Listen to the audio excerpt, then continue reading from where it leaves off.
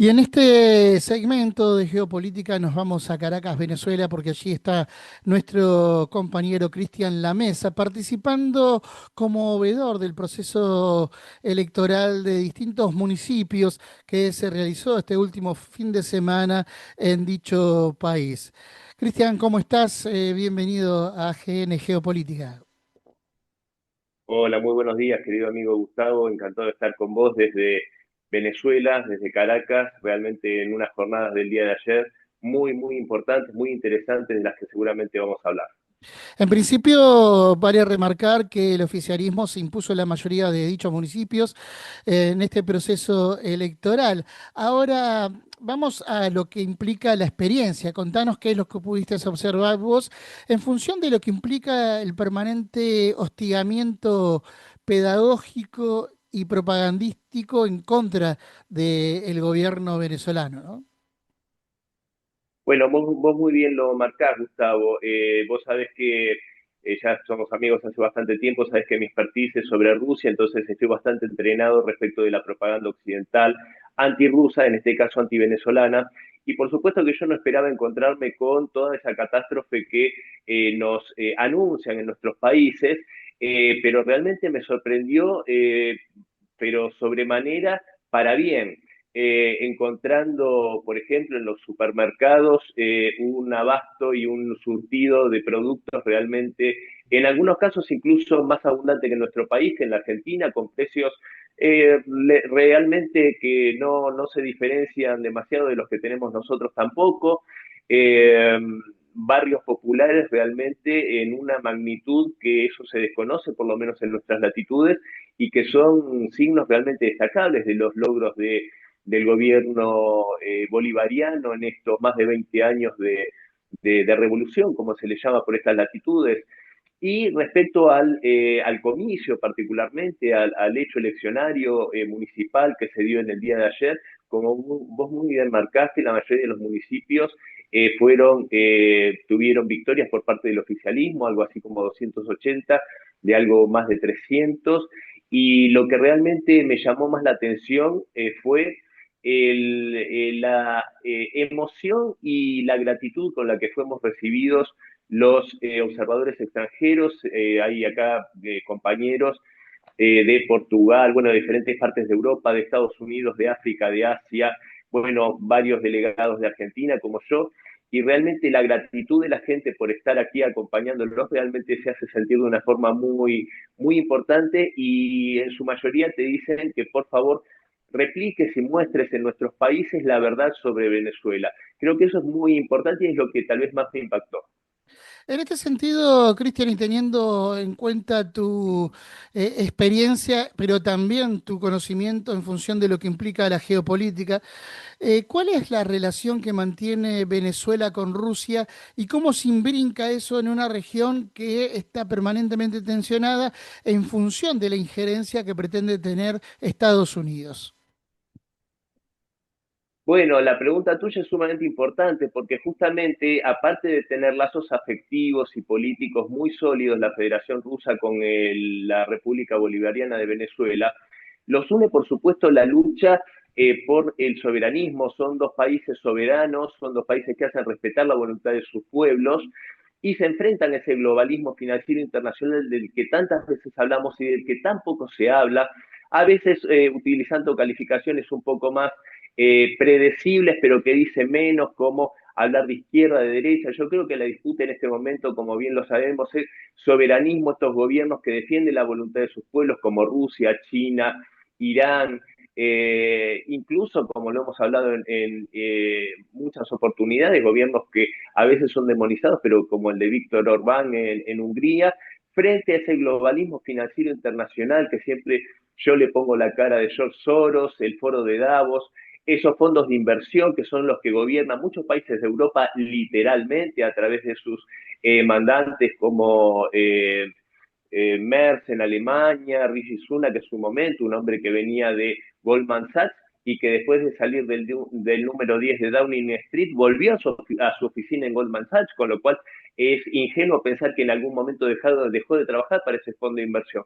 Frente a esos intereses que pretenden convertir a nuestros países en meras empresas gobernadas o regidas por gerentes, estos gobiernos como el de Vladimir Vladimirovich Putin, eh, Nicolás Maduro Moros, Xi Jinping y otros hacen realmente un culto del respeto por sus pueblos y por su soberanía. Creo que eso es uno de los puntos que más los unen. Y con esto cierro, Gustavo, y en el marco del mundo multipolar en el cual nadie se cree por encima de otro como para indicarle cómo debe vivir y cómo debe gobernar y cómo debe ser gobernados sus pueblos, y sí el respeto por sus idiosincrasias. Hablabas en un principio de cómo te sorprendía el abastecimiento que había en distintos supermercados en función de lo que implica la propaganda en contra del gobierno de Nicolás Maduro. En función de ello, también presenciaste el desarrollo de obra pública, algo que en la Argentina, por ejemplo, está en discusión en función de lo que implica el ajuste liberal que lleva adelante Javier Milei. Y también el desarrollo de viviendas para los sectores más postergados de la sociedad. ¿Qué estás viendo en Venezuela, en esa Venezuela profunda que por lo general no se proyecta en los medios propagandísticos liberales? Mirá, lo que veo, como bien te decía, una Venezuela que a pesar de las sanciones, a pesar de una guerra económica que ha tenido momentos de una intensidad brutal, se ve el desarrollo en lo que tiene que ver con salud, infraestructura, vivienda, que te repito, es algo que me sorprendió muchísimo porque en un barrio, una zona que se llama Fuerte Tiuna, realmente la cantidad de edificios, de viviendas populares, pero de una calidad excelente, o sea, muy bonitos, construidos en diferentes etapas por diferentes emprendimientos, por empresas de origen chino, de origen iraní, de origen ruso en la actualidad. Realmente son de una magnitud importante.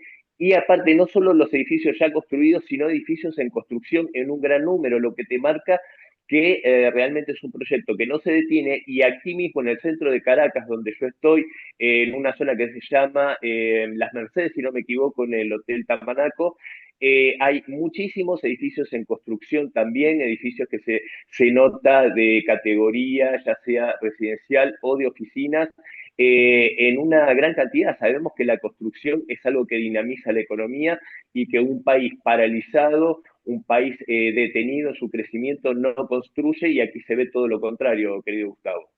Cristian, para ir cerrando ya esta comunicación, en las últimas horas Donald Trump volvió a remarcar su posicionamiento respecto a esta presión que ejerce sobre Rusia, diciendo que va a cortar el plazo que le instó a Vladimir Putin para que reflexione en torno a lo que tiene que ver con Ucrania. ¿Crees que en este proceso Estados Unidos va a profundizar esta guerra económica con los países aliados de Rusia también en función de lo que implica el avance de los BRICS y del reposicionamiento que tiene estratégicamente Rusia sobre Ucrania? O crees que esto corresponde a este escenario de bravuconadas que va desarrollando Trump en función de ganar un posicionamiento interno propiamente en Estados Unidos? Mira, yo te digo sinceramente, yo no creo y no tengo demasiado temor de equivocarme. Yo creo que esto se enmarca en una ofensiva final sobre el régimen de Kiev. Vemos una serie de protestas que se prolonguen los días contra Volodymyr Zelensky, un corrupto, un criminal de guerra, y que parecería ser que estas acciones tienen todos los ingredientes de una revolución de color. No me llamaría la atención, ya lo dijo Sigmund Herz hace algunas semanas, que la Casa Blanca se había cansado de Zelensky y que iba a obrar todos los mecanismos a su alcance para sacar del poder a Zelensky de un modo u otro. Yo creo que esta pirotecnia verbal de Trump respecto de Rusia tiene más que ver con mantener a raya o anestesiados a los sectores más guerreristas y más rusófobos, como puede ser, para ejemplificártelo, la figura de ese nefasto senador republicano que es Lindsey Graham. Yo creo que tiene más que ver con eso. A mí no hay ningún elemento de prueba que me haga suponer que hay un cambio en la valoración de Donald Trump, que yo creo que para su proyecto MAGA Rusia es una parte importante, estratégica, con quien va a tejer sin duda una sociedad. Hoy por hoy yo no veo elementos que me cambien esa opinión y repito, Trump tiene que hacer equilibrio entre esas fuerzas internas y las fuerzas externas. De todos modos, yo sostengo algo que he dicho en muchas oportunidades. Para valorar las declaraciones de Donald Trump hay que ver lo que responde Rusia. Eso siempre pone un manto de entendimiento. Y para cerrar, en las últimas declaraciones, cuando fue lo de los 50 días y el 100% de aranceles, hay que recordar que el ministro de Relaciones Exteriores, Sergei Lavrov, dijo que a Donald Trump había que entender que estaba sometido a fuertes presiones, entonces había que entenderlo en ese contexto. Me parece que más claro, imposible las declaraciones del canciller ruso. Cristian, ahora sí, la última.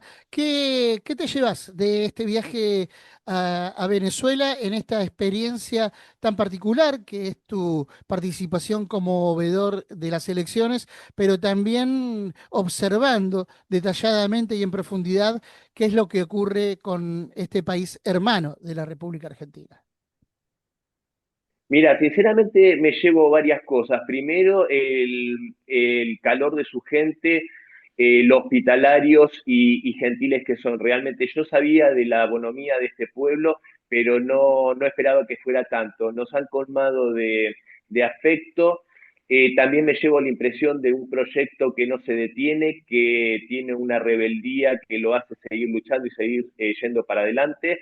En eso es totalmente positivo, un proceso electoral que yo veo realmente transparente y creo que lo único que humildemente me atrevería a decir como una opinión o un consejo, muy humildemente lo repito, es que como en todo proceso popular tengan en cuenta que siempre hay que estar muy alerta a los caballos de Troya, Ujú. a las fuerzas internas. Decimos en Argentina que no hay peor astilla que la del palo propio.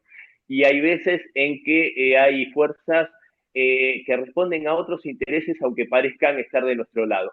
Esa es la única recomendación que daría, porque de hecho hemos visto cómo proyectos de este tipo han fracasado por ese motivo. No creo que vaya a suceder acá, pero bueno, vaya ahí mi humilde consejo. Cristian, nos reencontramos en una próxima entrega con más análisis geopolíticos. Te agradecemos por este informe completo desde Venezuela. Un abrazo grande y será hasta la próxima. El agradecido soy yo, Gustavo, como siempre un placer hablar con vos y gracias por, bueno, como siempre, por poner estas cosas sobre el tapete a través de tu prestigioso medio. Un abrazo grande. Nos reencontramos.